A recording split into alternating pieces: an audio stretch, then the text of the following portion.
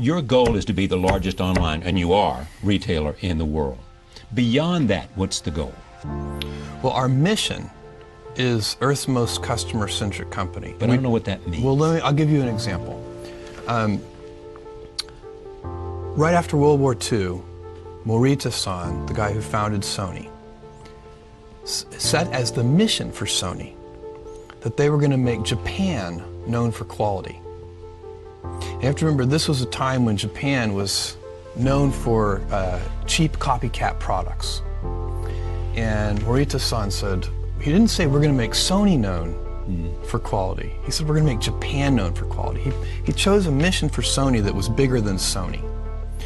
And when we talk about Earth's most customer-centric company, we have a similar idea in mind. We want other companies to look at Amazon and see us as a standard bearer for obsessive focus on the customer, as opposed to obsessive focus on the competitor. So that's one of the reasons we work on differentiated products. It's one of the reasons we take a long-term viewpoint on things. You can't really do the right thing for customers if you're short-term oriented. And if you're going to invent new things, you've also got to be able, and this goes along with long-term orientation, you've got to be willing to endure a lot of criticism. You know, if you're going to put, Kindle is a good example, if you're going to put your back into reinventing a 500-year-old industry, some folks are going to get ornery. It was also feared at one time, those people who had your stock, that once Walmart, for example, got serious about being online, they were going to blow you away. Why didn't that happen? Well, I think it's because we did a good job for our customers. So, you know, you go back in time and we've been called Amazon.toast. Right, I remember. Amazon.con, Amazon.bomb. You know, this is all like in the first 3 years of our existence. Sure, yeah.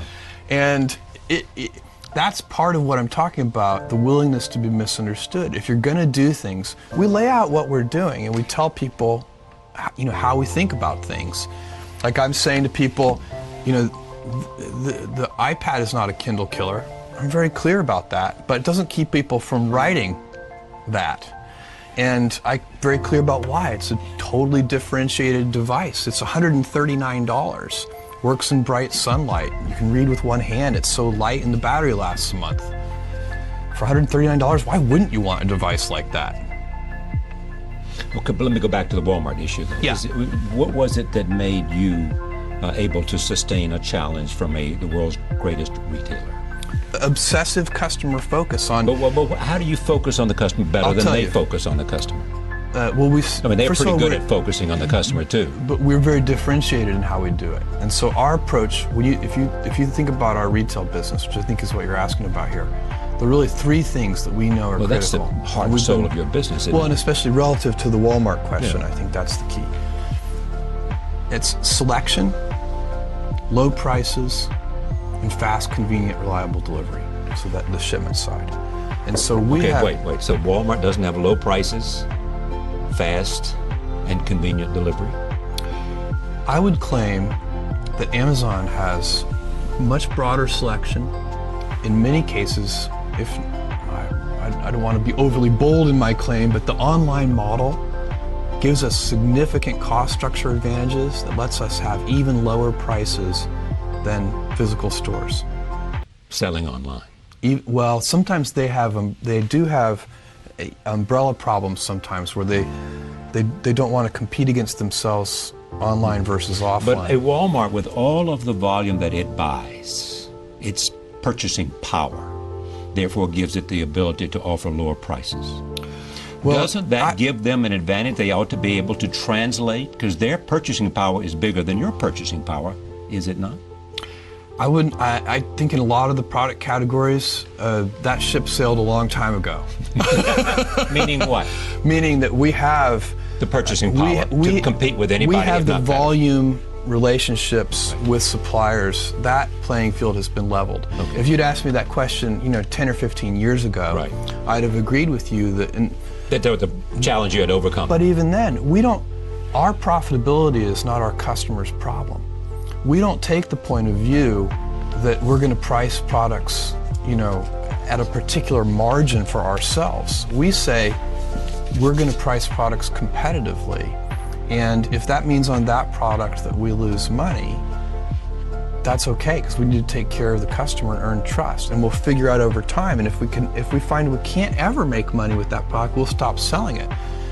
But we're not going to make customers pay for any of our inefficiencies, if you see what I'm saying. Did you lose money on the Kindle? Every new business that we have ever invested in, it has taken years. Most businesses have either no impact on our financials for the first 5 to 7 years, or a negative impact on our financials for the first 5 to 7 years. And we do a lot of new things. The company is very healthy financially. We're doing very well, and it's an outcome of customer obsession. So, when we were Amazon.toast, that was because Barnes & Noble had, we only had when we were declared Amazon.toast, I think we had 150 employees. Barnes & Noble had 30,000 employees. And somebody wrote an article that said, Amazon has had a great 2-year run, but now the big boys have shown up, and they're going to steamroll them.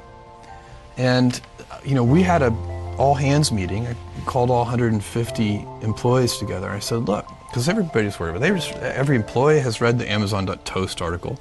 Every mother of every employee has read the Amazon.toast article and has called and said, your father and mother who live here in New York. Yeah, are you okay? Yeah. And so we had an all-hands meeting, and I said, look, you should wake up worried, terrified every morning, but don't be worried about our competitors, because they're never going to send us any money anyway. Let's be worried about our customers and stay heads down focused. And so these are big, most of these are big markets. Another way to answer your question about competitors and Walmart is to say, look, they can succeed fabulously, and it won't stop us from succeeding. These retail markets are huge. So it often doesn't make sense for us to think of it as a pitched battle. Sometimes people think about business as it's kind of like a sporting event. There's a winner and a loser. It's not a zero-sum game. It usually isn't. I'm sure there are cases where, but most often, industries succeed. So I can tell you, I think e-commerce is succeeding. And the way we think about it, nobody else has to fail for us to do well. I think ebooks is like that. I think there are going to be many winners. I think ebooks is going to be a huge industry. Well, there are many competitors now. I mean, you've got Barnes & Noble is one of them, Sony is another now, and there'll be Apple more. is another. But I have a list of 50 competitors that we could walk through. I mean, all over the world doing different things. And our focus is going to be, we'll try to pay attention to those competitors, but we're not going to obsess over them. We're going to obsess over readers, and because those are the people who are buying that device. And we're going to make it, and it's not just a business for us, it's a mission for us. And missionaries build better products.